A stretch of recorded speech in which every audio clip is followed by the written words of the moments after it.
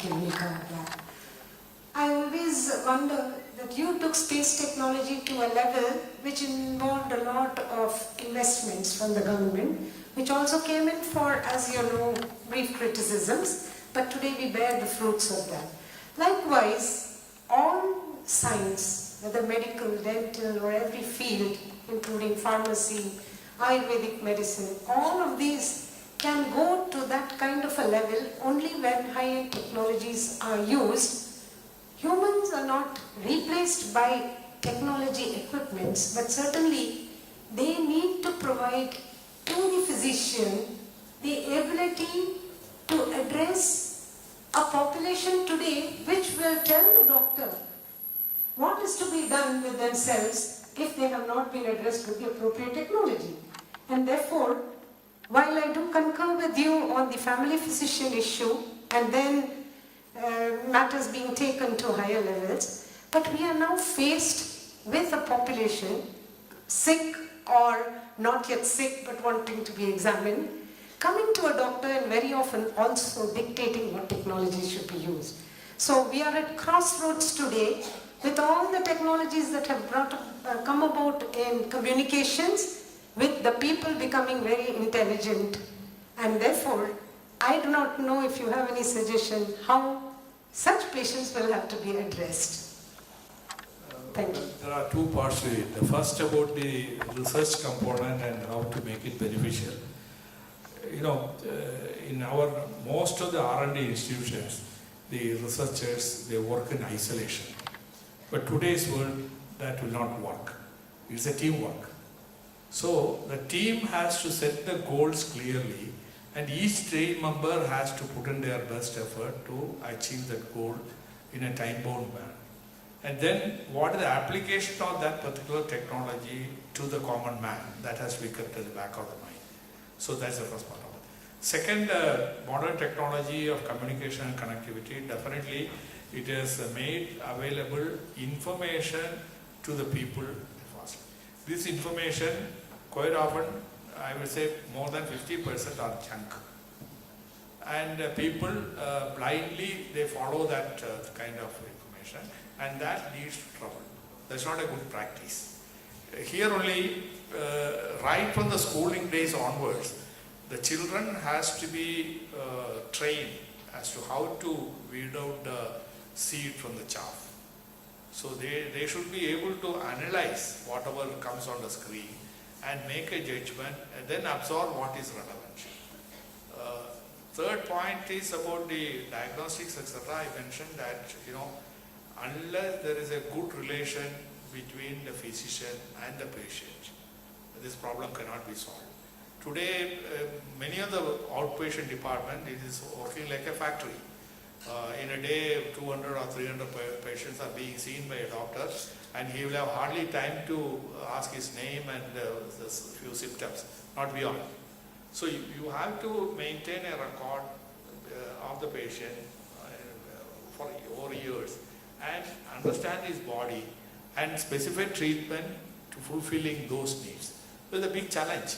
Again, it boils down to numbers. We should have more medical practitioners. Then only this system can be put in place. So we have to solve this step by step. So that was a very wonderful talk by you. We really learned a lot. I have two questions. One is, you have been mentioning about the applications of satellites in various domains. Do you think day may come where mankind may use this satellite even for missiles? That's the first part of it, because we have been hearing news what happens in North Korea and all that. We do not know. Man may think of using the satellites for dropping the missiles too. Whether that's a possibility or not is the first question. Second one, every nation now is sending satellites to orbit. Is there a particular plan for the garbage that gets accumulated in the atmosphere because of all these satellites? Thank you, sir. Well, you know, the rockets can be used for both purposes. It can be used as a missile or for launching a satellite. ISRO is concerned, we concentrate only on the satellite part of it. Whereas a country needs missiles, there is a separate department Defense Research and Development Organization. They work on it, and they have already made missiles which can reach up to 5,000 kilometers range. So that program is going independently. So, but if you convert a rocket like PSLV, you can dump a few tons in anywhere in the world. So it's only changing the guidance program for that. So the dual use technology always, how you use it and how you decide that. That's the reason that others are not sharing such knowledge with us. But we have our own knowledge and we can do any kinds of missiles in this time, right? And the only fear is, such technology should not fall in the wrong hands. Suppose some other terrorist group, they have this technology and they have an atomic weapon also with them. That's the end of the world. So we have to be very careful not to propagate this technology. When you land the satellite, at the end of the life, it becomes a dead body there. And quite often it stays there for tens of years. So today, the catalogued objects in that useful region is more than 10,000. So there is a finite probability of collision. If you launch a satellite, we have to identify which are all the other objects in the region and find a slot which is clear. At that time only we can launch our satellite. That precaution we are doing. Also, though there is not a legal provision, but voluntary basis, we are ensuring that we don't create more debris when we are launching the satellite. So we don't put explosives and other things in the satellite, or even remove the gases after the use and so on. So put in a safe condition so that when you launch a satellite, there will be only one piece which is left there. So that regulation is very much there. But if you want to remove that from space and bring it back, it's going to be very expensive. So Japanese are working on some concept of that kind. They want to spread a huge net and then like a scavenging, you take away many objects and all of them put together, you send it down to earth. While it is re-entering, it will burn off. But again, it will take years before the technology comes into existence. As a dentist, when we talk to the patients, we feel that the patient doesn't have that much of information with them. Currently, as you rightly said, there is not much the healthcare scenario in rural areas is very bad. But I feel that partly it's because the people only don't know to whom they should go to. Most of the times they go to someone who is not educated or who is not a professional. So, is there any way to provide audiovisual or any kind of information from the technology that ISRO possesses and working with the government? They can provide correct information to people who are not in regular contact with a healthcare professional.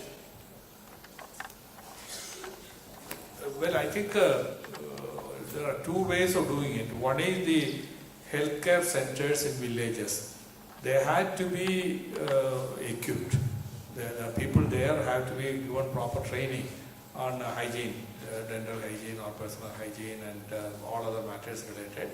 And there has to be proper training given to them, and they in turn can pass on to the households. Then the second, using the modern technology, yes, certainly it is possible. One can make short modules in the local language, video programs, and that can be put through either WhatsApp or YouTube or whichever media you have. Such initiatives can be taken up by the professionals. They themselves can give classes. In fact, other day, I am a fan of these orchids, So for orchid cultivation, when I just went and hit the YouTube, there are at least about 100 people are talking about. Actual people who have wetted their hand, they give a lecture and with some practical demo and so on. So some of you should develop such modules and put it on the public domain.